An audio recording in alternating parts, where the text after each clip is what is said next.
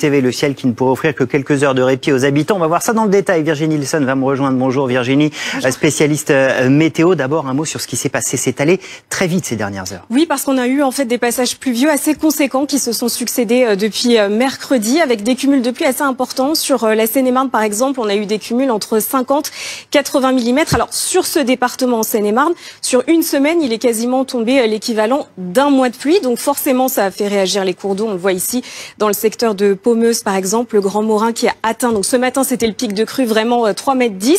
Cet après-midi, on attend encore quelques passages pluvieux, plutôt entre 18h minuit. Ça pourrait ralentir un petit peu la décrue, mais ça devrait tout de même baisser selon les prévisions de Vigicru. On sera aux alentours de 2,40 m d'ici ce soir, 2,10 m demain matin. Et ensuite, ça devrait rentrer dans l'ordre. Mais c'est vrai que d'une manière générale, sur l'Île-de-France, il a beaucoup plu depuis le début de l'année. À Paris, par exemple, il a plu plus sur les 9 mois que sur une année entière. On a dépassé d'ailleurs hier le cumul annuel moyen.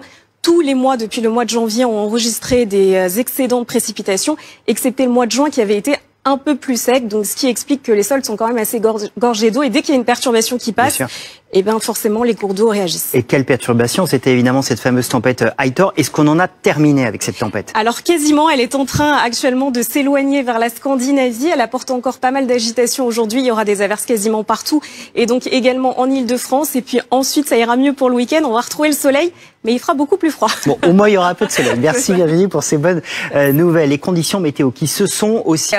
parler avec Virginie, parce que Virginie, c'est ce que je voulais dire à l'instant. Ce qui est particulier avec cet ouragan, c'est qu'il est extrêmement étendu. Voilà, exactement. L'image satellite parle d'elle-même. C'est l'un des plus grands ouragans au-dessus du golfe du Mexique durant ce siècle. C'est ce que disent tous les spécialistes américains.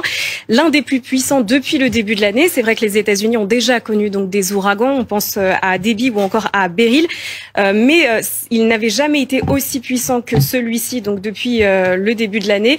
Alors, il est arrivé ce matin en catégorie 4-5 et vu qu'il est très étendu, il a atteint très rapidement en fait la Géorgie. Il a été rétrogradé puisque dès qu'un ouragan arrive sur Terre, il faiblit puisqu'il est vraiment alimenté par les eaux chaudes de l'océan. Alors à savoir qu'à la surface, on avait relevé 31 degrés. C'est la raison pour laquelle il était de catégorie 4/5 et donc à caractère, comme on dit, explosif. Il est remonté très rapidement. Il n'est pas encore tout à fait une dépression tropicale. À l'heure actuelle, il est encore de catégorie 2/5 et d'ici la fin de la journée, il devrait repasser en dépression tropicale, donc du côté de la Caroline du Sud. Il n'empêche qu'il restera encore assez dévastateur puisque les pluies s'annoncent encore assez diluviennes.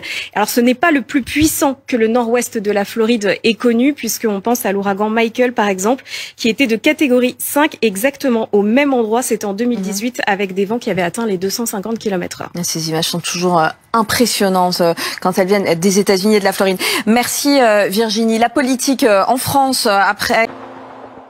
Virginie, encore une journée de pluie, mais c'est la dernière. Voilà, exactement. Les conditions météo seront beaucoup plus agréables pour le week-end. En attendant encore de la pluie, ici, dans le Pas-de-Calais, où on va surveiller ces prochaines heures le niveau de l'Aisne ainsi que de la Liane, puisque, avec ces pluies, et puis il a beaucoup plu aussi ces dernières heures, près de 50 mm de précipitations, ce qui a fait réagir certains cours d'eau. Je vais vous montrer la situation avec la dépression qui a été baptisée Aitor, qui est en train de s'échapper vers la Scandinavie, et à l'arrière, c'est un régime assez perturbé avec encore des averses qui touchent le pays sur l'ouest, l'extrême nord aussi et qui se dirigent vers le nord-est avec toujours le département de la Seine-et-Marne placé en vigilance orange pour crue avec la crue du Grand Morin. Et puis cet après-midi, il y a aussi beaucoup de vent sur le littoral atlantique, des rafales jusqu'à 110 km/h et une petite accalmie entre l'extrême sud-est et la Corse avec de très belles éclaircies et les températures cet après-midi sont stationnaires par rapport à hier entre 13 et 28 degrés.